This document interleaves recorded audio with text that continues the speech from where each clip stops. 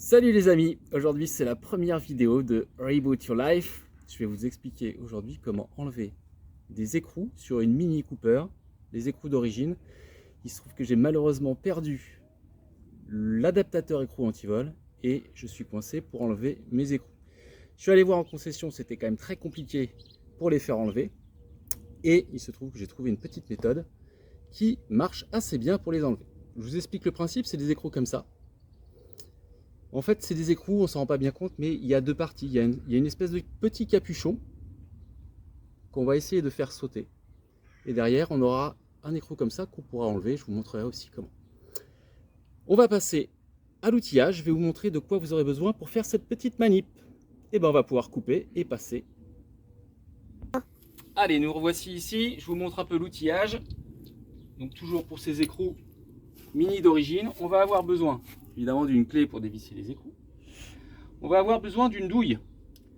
Les écrous d'origine, c'est pas tout à fait du 23, donc ça c'est une douille qui est un tout petit peu plus grande que les écrous d'origine, donc on va l'enfoncer un peu en force, c'est du 23.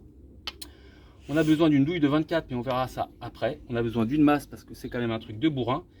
Et on va avoir aussi besoin de 2 tournevis ensuite pour s'occuper de l'écrou une fois qu'on l'aura sorti. Voici l'écrou en question. Donc c'est sur celui-là que j'ai perdu l'adaptateur. On a 4 autres écrous standards. C'est celui-là dont on va s'occuper. J'ai ma douille de 23. Je vais la rentrer ici et je vais la rentrer en force. Attention, ça va faire un peu de bruit.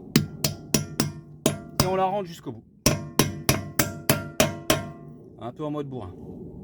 Ensuite, l'étape suivante, c'est de taper sur la douille pour faire sauter le petit capuchon de l'écrou. Regardez. Si tu peux te décaler un petit peu. Merci caméraman.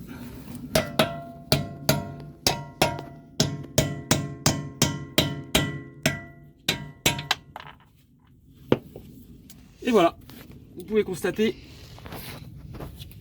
ici que le petit capuchon de l'écrou il a sauté. Alors j'ai fait un peu mon bourrin, il y a un petit peu de peinture qui est sautée.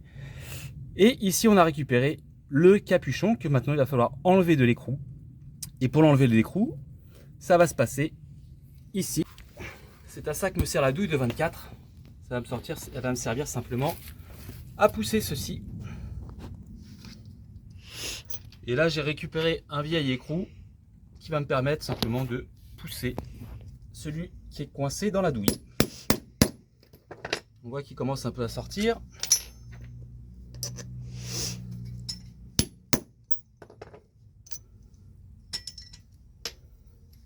Et j'ai récupéré mon petit capuchon d'écrou. Et la petite astuce, c'est qu'après, il va falloir faire une espèce d'écrou qui va pouvoir permettre de dévisser ce qui reste aujourd'hui à ce moment-là dans la jante, c'est-à-dire ça. Pour ce faire, j'ai besoin de 7 pièces ici. Donc là, c'est mon côté que je dois utiliser avec l'adaptateur, et de l'autre côté, il y a ça. Donc en fait, l'idée, c'est de faire un nouvel adaptateur avec ceci. Donc pour ce faire, j'ai pris ça, c'est un vieil écrou que j'ai coupé ici. Et l'idée en fait, c'est de souder cette partie-là sur le bout de l'écrou, un peu comme ça, mais en plus petit. Et ça me donne, vous remarquerez la qualité de la soudure, ça me donne quelque chose comme ça.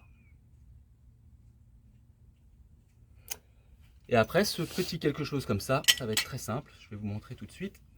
On va rebasculer sur la jante.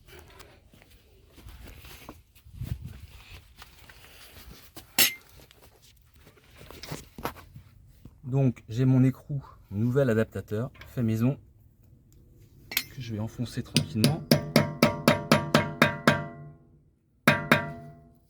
Et ensuite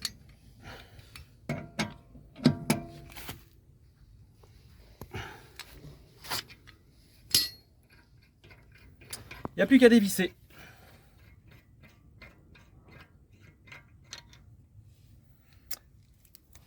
Et voilà comment j'ai enlevé mon écrou. Alors vous pourrez avoir peut-être un peu de mal à détacher les deux parties comme ceci. Là, il est sorti assez facilement. Sur les autres, j'ai eu un peu plus de mal. C'est pour ça que j'avais pris 2 tournevis avec un petit tournevis ici en faisant levier. En tournant progressivement, ça permet de le ressortir et de pouvoir le réutiliser pour la roue suivante. Et voilà, c'est fini. J'espère que ce petit tuto vous aura plu. J'en ai vu plusieurs, moi, il n'y en a aucun qui a abouti à un résultat aussi efficace. Donc j'avoue que je suis assez fier de moi. J'espère que ça vous dépannera. Bien sûr, c'est pas fait pour voler des jantes sur des voitures. C'est fait vraiment pour vous dépanner quand vous avez besoin, si vous perdez votre écrou anti-vol. N'hésitez pas à liker et puis on se retrouve pour le prochain tuto. Ciao!